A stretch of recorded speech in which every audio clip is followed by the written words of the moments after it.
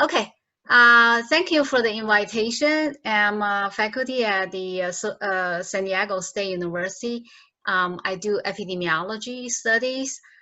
So I'm going to talk about a recent paper I just published about dietary acid-producing diet and past smoking intensity. Both of them are associated with worse prognosis among breast cancer survivors. It is from a prospective cohort study. And if you see the picture here, you might can guess which one may have produce more acid, whether it's the beef, whether it's the apple fruit, or it's cottage cheese. But I'm going to talk about that later.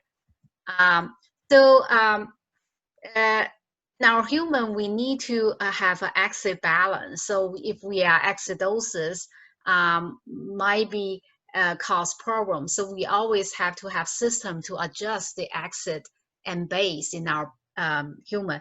But cancer survivors are one type of person have reduced capacity to adjust their acid-base balance. Not just, so that's in cancer survivors in general. When we look at cancer survivors, if they are also past smokers, because a lot of cancer survivors, they stop smoking. They realize that smoking is bad. But there are a lot of past smokers. Even though they are past smokers, their past smoking caused the damage cannot be removed.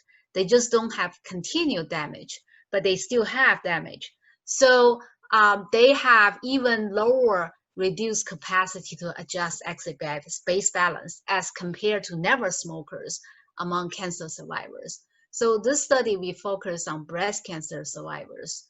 Currently, there are no prospective study these whether acid-producing diet in conjunction with past smoking intensity cancer prognosis. So when we think about how we adjust acid-base balance, there are several systems in our body, like a lung, kidney. We excrete the acid, or we use our kidney to excrete the acid. And a lot of minerals can help to buffer the excess. But in a lot of cancer people, due to treatment or cancer itself, or they have smoked before, they have damaged these kind of system. That's why they have reduced capacity to adjust these balance. So you might think, what is acid-producing diet?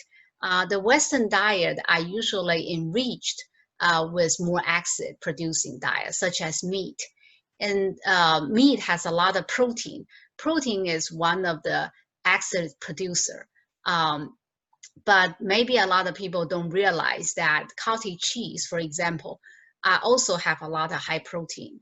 And actually, when you consider per calorie, the cottage cheese even have higher protein than beef. Of course, some Coca-Cola, they also have phosphoric acid. And basically, fruit and vegetable are alkaline diet.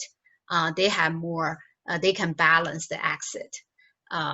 That's the main idea. How you know which food have more acid, which food has more, producing more alkaline. And so usually we calculate the acid. We use the renal acid potential to calculate, because the lung is hard to calculate how much exhale. So we calculate the net endogenous acid potential, which is use protein divided by potassium. So you can see that protein and potassium are very important parameter to calculate this. And then later, there's another formula is called potential renal acid load, which add other minerals like magnesium, calcium, potassium. And phosphorus, as you see, is on the plus sign, which means they add acid. But potassium, magnesium, calcium, they help to balance the acids.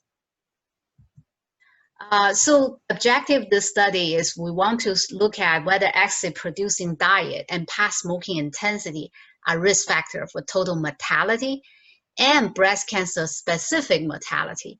Total mortality means that cancer, the death is from all causes, not just breast cancer related. They could die from heart disease, they could die from suicide, they could die from many other fractures or so on. And the cancer recurrence among early stage breast cancer survivors, which they don't have active cancer, they already been treated. They are either never smokers or past smokers. So the population we select a large cohort. Originally, it was a trial.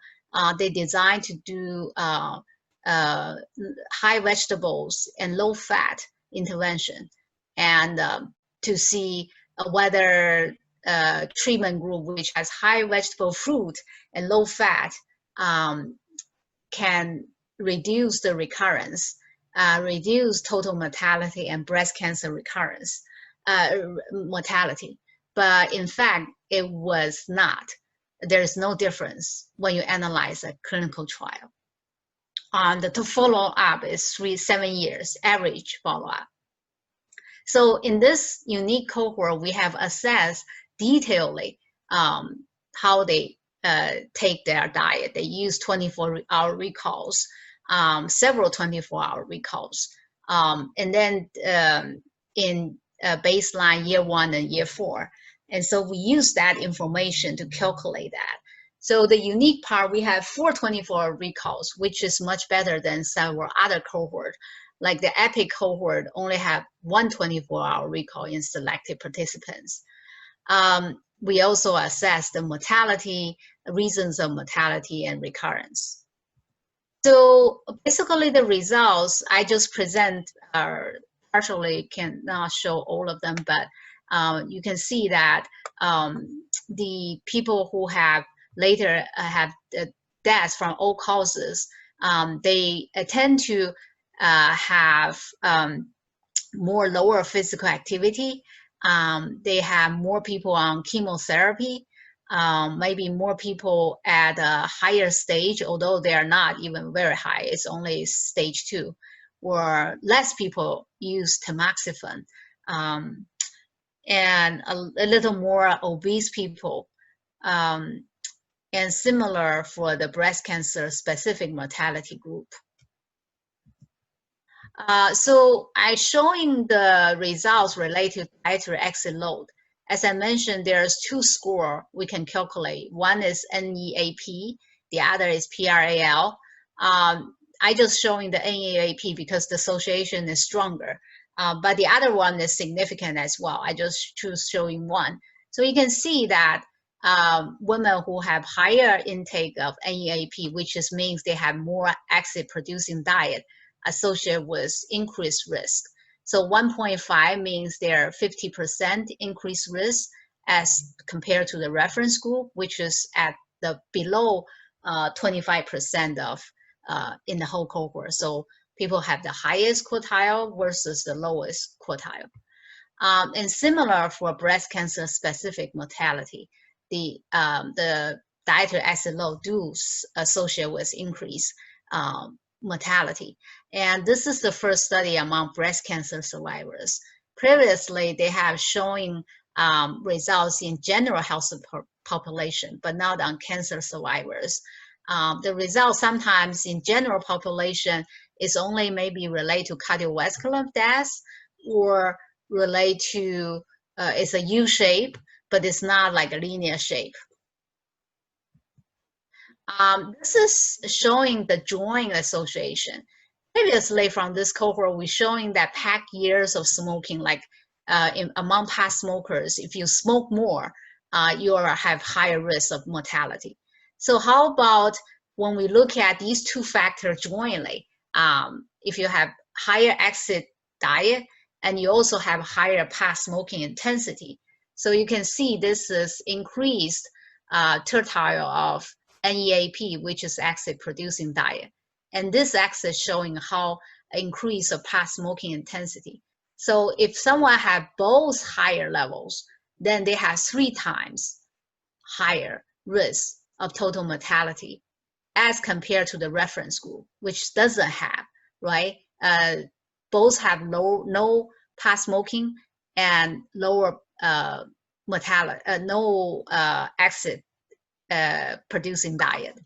But good thing is, the important thing is, if you look at someone who have higher exit producing diet, but if they are not past smokers, or they have lower past smoking intensity, their risk is also lower. So that's definitely support the joint impact. And this one is look at recurrence. Recurrence is different from mortality. So we can see that recurrence, we don't see, if we don't stratify people, there's no association between dietary acid load, acid producing diet and the recurrence. But if you stratify, look at this one, among people who have past smoker have peak years larger than 0, they also have increased risk of recurrence, which is important information. Because if you just look at dietary acid load related recurrence, there's no association. Only among the past smoker with higher intensity. So in summary, we have shown that higher acid load producing diet measured by PRAL and NEAP are significantly associated with both all-cause mortality and breast cancer specific mortality. And for recurrence is mainly among those who have higher smoking intensity. And this, the acid producing diet and past smoking have a joint impact on the total mortality and for cancer-specific mortality and also recurrence. So it's need to consider they have a synergy impact. Well, someone may ask me why the original clinical trial is not significant. Well, when I analyze dietary acid load, I see significant. Firstly, the intervention was not targeted to change dietary acid load. They mainly changed to low fat, high vegetables. So the person who have low fat, they can replace that with a high amount of cheese, right?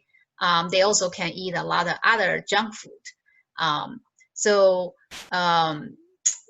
course, junk food depends on what, but cheese does produce a lot of acid. So you can see there, when we look at the intervention group, there are quite a bit of person who have higher acid in year 1 and year 4. So, which can explain why the original intervention was not working. But when we look at acid production diet, we see a significance. The other thing is I want to emphasize is when we use the NEAP score, we see a more significant result than PRAL. NEAP only consider protein and potassium, which is a simple version estimate. And the reason for that, I think I don't want to spend too much time, but I think a PRAL, even though you consider more minerals, but sometimes if the mineral is not strongly associated, you may add more measurement errors. It's pros and cons. Sometimes maybe PRAL is stronger. Sometimes the NEAP is stronger. Our study has several strengths. I already say the first study among cancer survivors, we have 24 recalls every year. And we also have good assessment of past smoking intensity, large sample size. Of course, this has several limitations. For example, mainly white people may not apply to other ethnic group. And relatively short follow-up, 6 years, not like 20 years or 15 years. So we need a longer follow-up to confirm that. So in addition to summary, I think protein potassium is very important, the ratio. Currently, American Cancer Society did not consider the acid producing diet or give specific guideline for former smokers, which account for 35 to 40% of breast cancer survivors. And so we need to have more individualized guidelines for them, which is quite important message. And it's one of the emphasis for NIH research strategy in the future. So my paper is published in June, Journal of Clinical Medicine. And if you have questions, you can ask me or send me email.